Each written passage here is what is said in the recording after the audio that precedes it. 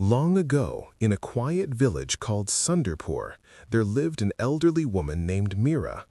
She was known throughout the region for her kindness and generosity. At the edge of the village, where the dusty road met the forest trail, Mira ran a small roadside inn. A warm lantern always hung outside her door, glowing softly through the night to guide weary travelers. Anyone who passed by, poor or rich, stranger or familiar, was welcomed with a hot meal and a safe place to sleep. Mira had no family of her own. Her husband had passed away years ago, and she had never been blessed with children. But she never allowed loneliness to harden her heart. Instead, she treated every traveler as her own child. She would listen to their stories, laugh at their jokes, and give advice when asked. Many believed that her inn was protected by good fortune itself because no harm had ever come to those who rested under her roof. One evening, as the sun dipped below the trees and the forest began to whisper with night sounds, two young men stumbled along the road towards Sunderpur. Their names were Arjun and Dev. Both were ambitious and hopeful, traveling to the grand city of Rajapur to seek employment in the royal court. Arjun wiped sweat from his forehead. "How much farther must we walk? My legs feel like stone." Dev sighed. "I am exhausted too, and this forest, it feels dangerous. We should not stay here after dark." Just then, they noticed the soft glow of a lantern in the distance. "There," Arjun said with relief. "That must be a village." They reached Mira's end just as she was setting clay bowls on a wooden table outside. "Come in, my children," she said warmly. "You look tired and hungry." The two young men gratefully accepted her hospitality. She served them rice, lentils, and fragrant vegetable stew. The food reminded Arjun of his mother's cooking, and for a moment he felt at home. "Where are you headed?" Mira asked gently. "To Rajapur," Dev replied. "We heard the king is hiring young men for service in the palace." Mira smiled. "I have heard the king is fair and wise. May your journey be successful. But do not travel at night. Rest here and leave at dawn." The friends agreed. Before sleeping, they hesitated. "Mother," Arjun said respectfully, "we carry some coins with us. Would you keep them safe for the night?" Mira nodded. "Of course. You shall have them back in the morning." They slept peacefully and departed at sunrise, thanking her and promising to visit again. Days passed.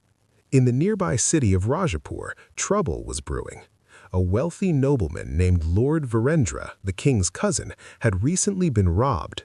3 cunning thieves, Raghav, Bhaskar, and Iqbal, had broken into his mansion under the cover of darkness. They stole a heavy sack filled with gold coins and rare jewels. However, palace guards soon discovered the theft, and the thieves were forced to flee into the forest. Breathing heavily, they stopped beneath a large banyan tree. "We cannot carry the sack forever," Bhaskar whispered. "The guards will search the forest at dawn," Nakbal nervously. Raghav, the leader, thought carefully. "I know of an old woman who runs an inn in Sunderpur. Travelers trust her. We shall leave the sack with her for a few days until things quiet down." "But she must not suspect us," Bhaskar warned. "And we must agree," Raghav added firmly, "that the sack will be returned only when all 3 of us are present." The others nodded. The next evening, they arrived at Mira's inn pretending to be merchants. "Mother," Raghav said sweetly, "we are traveling for business and fear robbers along the road. Could you keep this sack safe for us? We will return in 3 days." Mira hesitated slightly. The sack looked heavy, but she had never refused anyone. "Very well, I will keep it safe. And remember," Bhaskar insisted, "give it back only when all 3 of us come together." Mira agreed. Days turned to a week. The 3 thieves had hidden in different parts of the forest, but greed began to creep into Raghav's heart. "Why share the treasure?" he thought. "If I take it alone, I could disappear and live richly. One afternoon, while Bhaskar and Iqbal waited outside the village, Raghav went alone to Mira. "Mother," he said casually, "we have returned. Where are your companions?" "They are outside. They sent me to collect the sack." "I promised to return it only when all three are present." Raghav stepped toward the window and waved. Bhaskar and Iqbal, thinking he was simply greeting someone, waved absent-mindedly from a distance. "You see," Raghav said, "they're there." From the dim light of the room, Mira could vaguely see two figures in the distance. She believed him. Trusting her eyes, she handed over the sack. Within moments, Raghav slipped through the back door and vanished into the forest. When Bhaskar and Iqbal realized what had happened, they rushed inside in fury. "Where is Raghav?" Bhaskar shouted. "He just left with your sack," Mira replied, confused. "You fool!" Iqbal cried. "We told you not to give it to anyone unless all three of us were here." The two thieves dragged her before the village headman, a stern man named Haridas. Haridas listened carefully. "Old woman, you were instructed clearly. Since you gave the sack to only one man, you must repay its value or face imprisonment." Mira trembled. "I am innocent. I believed they were all present." But Haridas was unmoved. At that very moment, Arjun and Dev, now wearing simple uniforms of palace trainees, returned to Sundarpur to visit Mira on promise.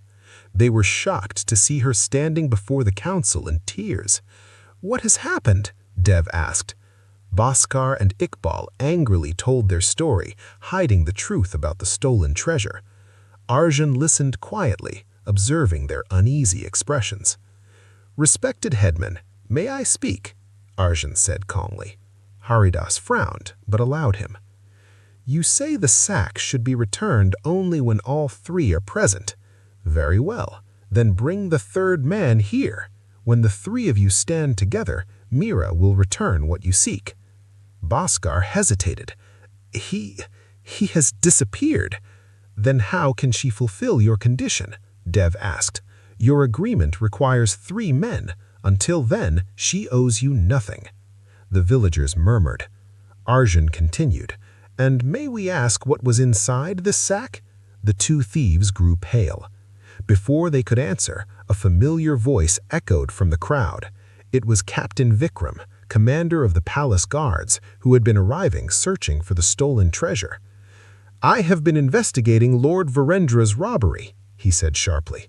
3 men were seen fleeing towards Sundarpur. Perhaps these are the men." Under pressure, Bhaskar and Iqbal broke down and confessed everything: the theft, the plan, and Raghav's betrayal. Haridas was stunned. He realized his mistake. "Release Mira at once," he ordered. Captain Vikram promised to track down Raghav. Within days, the greedy thief was captured while attempting to sell the jewels in a distant town. The treasure was returned to Lord Virendra, who, upon learning of Mira's kindness and innocence, rewarded her with enough gold to repair her inn and live comfortably for the rest of her life. As for Arjun and Dev, their wisdom impressed Captain Vikram. They were later appointed as junior advisors in the royal court. That evening, back at the inn, Mira prepared a grand meal. "My sons," she said with tears of gratitude, "if you had not come, I would have lost everything." Dev smiled. "You sometimes fed us when we were hungry. Helping you was our duty." Arjun laughed softly. "Now, where is that delicious stew you made it before?" Mira wiped her eyes and chuckled. "Coming right up." The lantern outside her inn glowed brighter than ever that night, a symbol of kindness protected by wisdom. And from that day forward, travelers passing through Sundarpur often heard the tale of the old woman whose goodness was saved by 2 grateful young men and whose faith in humanity remained unbroken.